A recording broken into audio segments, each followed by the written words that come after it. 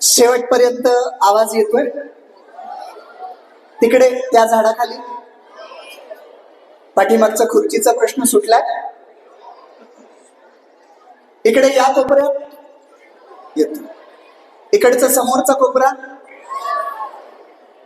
मधला राहिला होता म्हणून त्यांचा आवाज जास्त आहे बरं का. इकडच्या कोपऱ्यातही आवाज येतो. सन्माननीय व्यासपीठ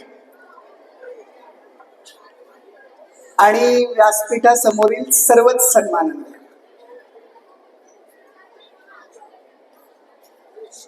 आता गुरव सरांनी एक जी गोष्ट सांगितली ती तुम्हाला खरी वाटतेय? ते म्हणाले बघा की माझा फोन त्यांना गेला होता. वाटतंय खरं तुम्हाला? मुलं हुशारच असतात, त्यांना माहिती असतं हे सगळं आम्हाला गप्प बसवण्यासाठीचे खेळ आहेत. हा म्हणजे आम्ही काही करून गप्प बसलं पाहिजे, कारण मी तुमच्या अवस्थेतनं गेलोय बरं का. माझी बसायची जागा ही नसायची, मी पुढे बसायचो नाही, कारण पुढची जी बसतात ना ती सिक्युरिटीच्या नजरेखाली येत असतात.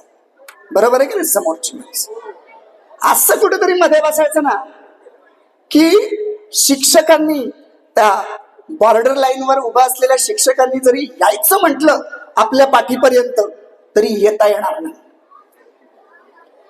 आणि मुलांना माहिती असतं की ते हिम्मत करणार नाही. का माहितीये?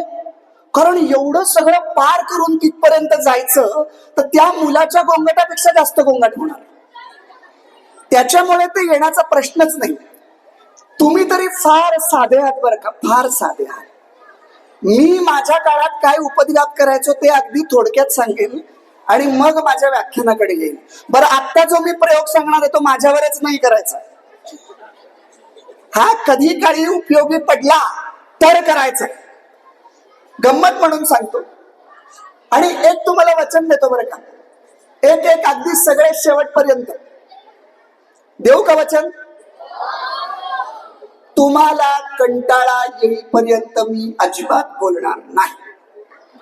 वाजवा.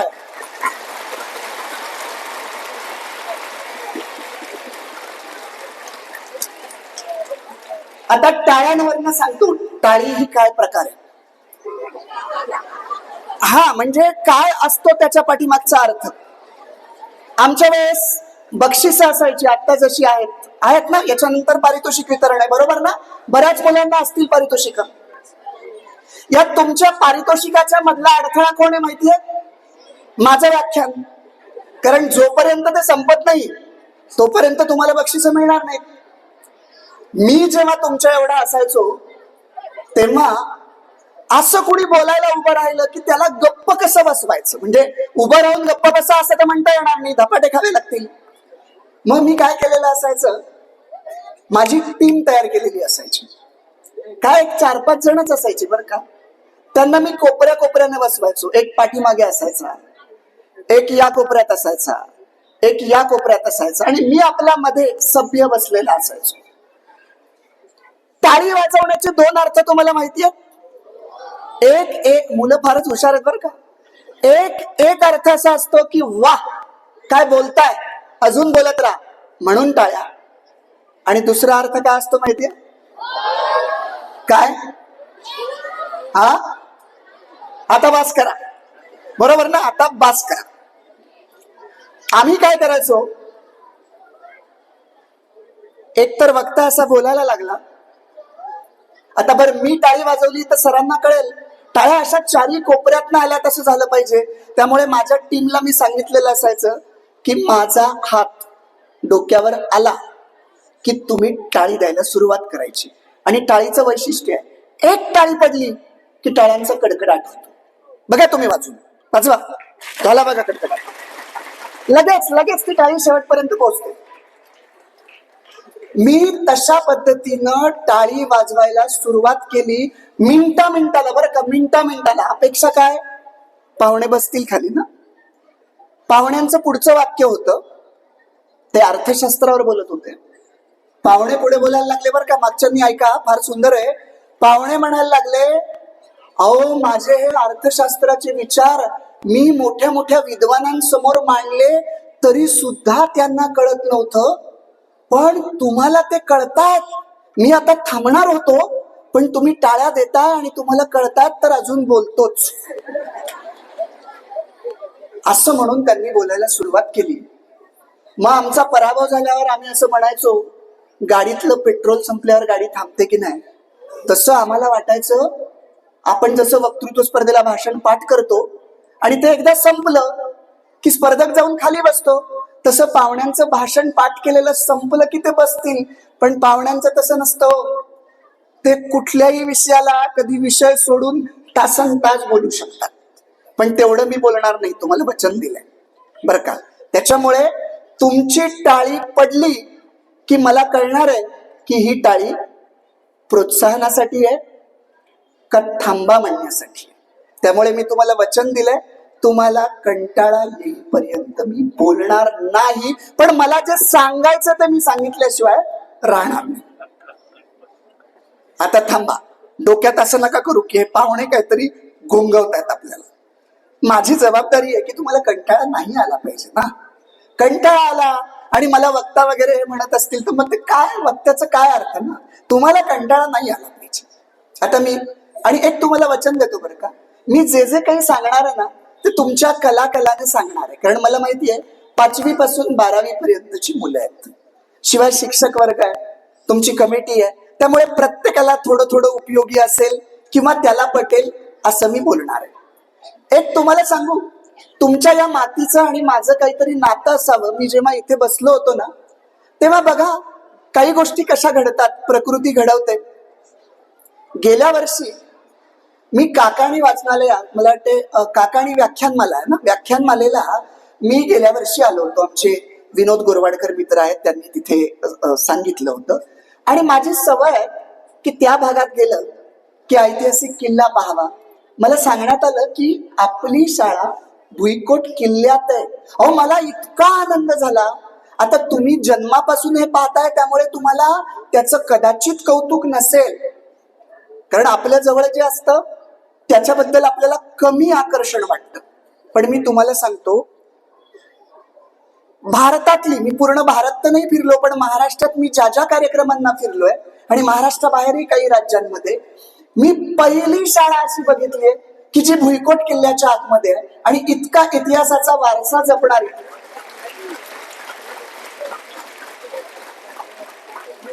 गुरव सर, मुलं खरंच हुशार आहेत बरं का. त्यांना टाळ्या कुठे द्यायचं ते कळतं. त्यांना कळतं आमच्या मातीबद्दल बोलतात, मातीचा अभिमान हा आमचा अभिमान आहे, हा पाहुणा आमच्यातला आहे.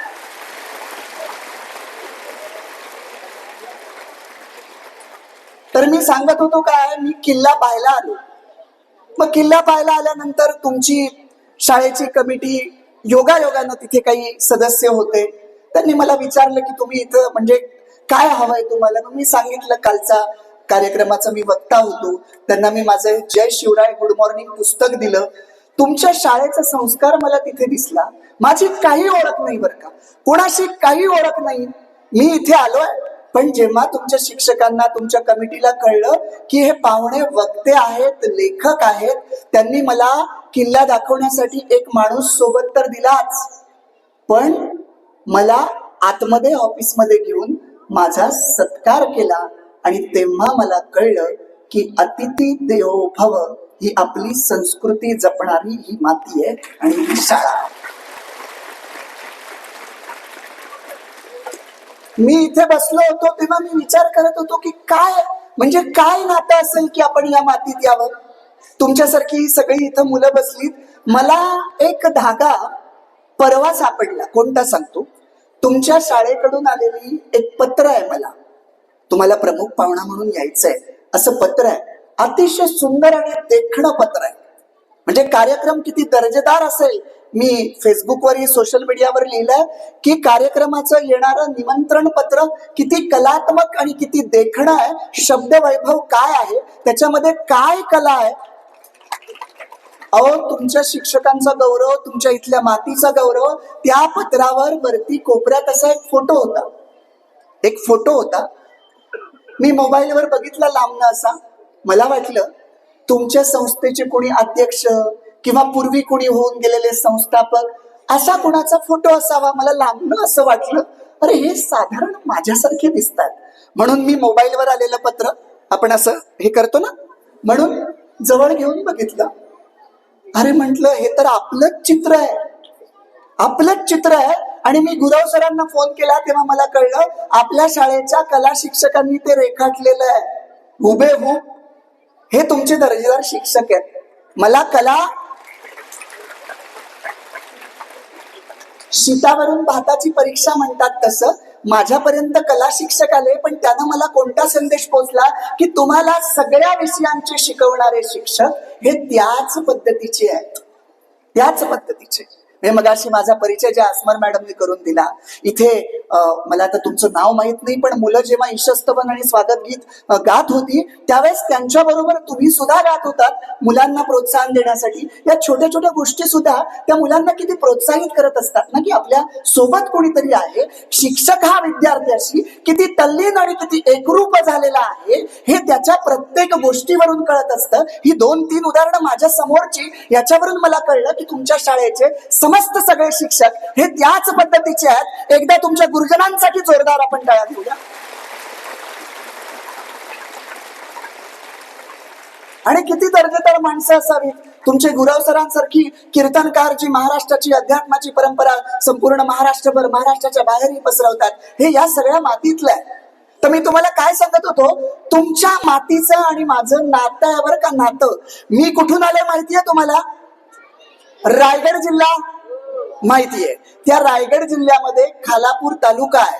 त्या खालापूर तालुक्यामध्ये चौक नावाचं गाव आहे, जे सरनोबत नेताजी पालकरांचं गाव, की ज्या ठिकाणी नेताजी पालकर राहिलेले आहेत. आणि तिथे माझं हातनोली नावाचं एक छोटं खेडेगाव आहे. त्या गावात मी आलोय. तुम्ही जसं आता काकाणी विद्यालयात इथे शिकताय तसं मी तुमच्या एवढा असताना सरनोबत नेताजी पालकर विद्या मंदिर चौक या शाळेत शिकत होतो. आता मला याच्या पुढचं सांगायचंय. तुमच्या या शाळेचं आणि माझ्या शाळेचं एक नातं आहे जे मला परवा कळलं. बघा, तुमच्या शाळेचं आणि माझ्या शाळेचं नातं आहे पृथ्वी गोल कशी असते ते बघा. या मातीमध्ये तुम्ही आता शिकताय, बरोबर आहे. काही वर्षापूर्वी तुमच्या शाळेत शिकलेल्या एक विद्यार्थिनी आमच्या सरनोबत नेताजी पालकर शाळेमध्ये आज ज्युनियर कॉलेजला शिक्षिका म्हणून सेवा करतात. बघा, मी तुम्हाला हे नातं सांगतोय. माझं पत्र जेव्हा मी सोशल मीडियावर टाकलं तेव्हा मला त्यांच्याकडनं कळलं की तुम्ही माझ्या शाळेत चाललायत.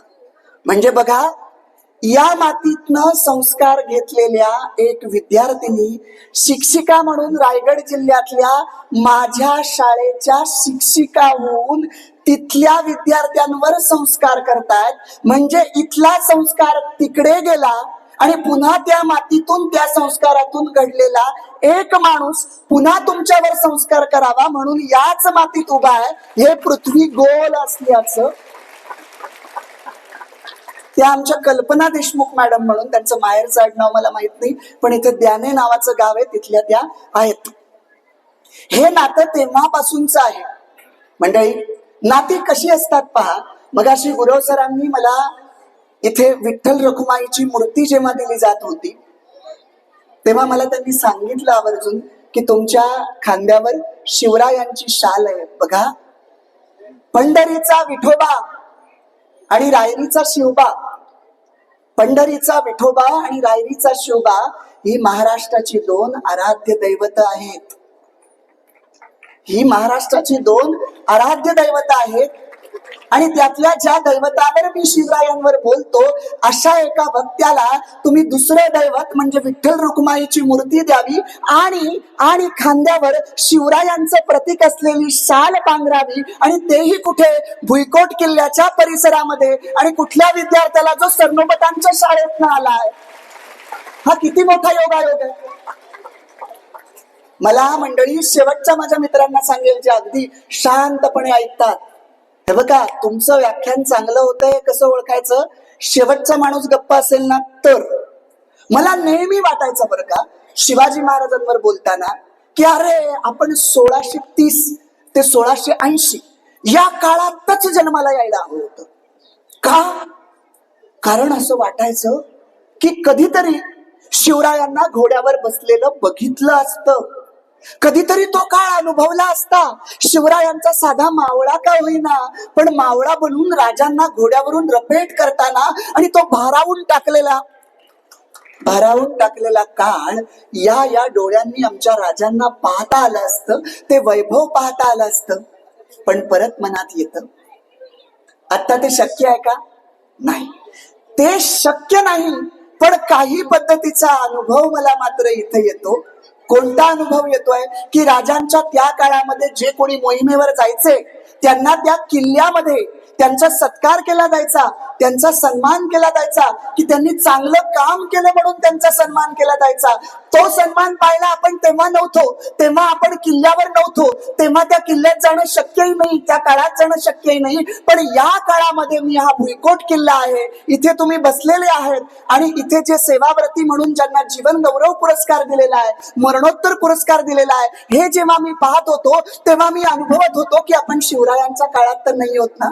आणि हे सगळे बसलेले सवंगडी आहेत, याच्यामध्ये येसाजी आहे, तानाजी आहे, नेताजी आहे, बाजी आहे, रामजी आहे, की जे उद्या भावी भारताचे नेताजी होणार आहेत. त्यांच्या समोर मी बोलतोय.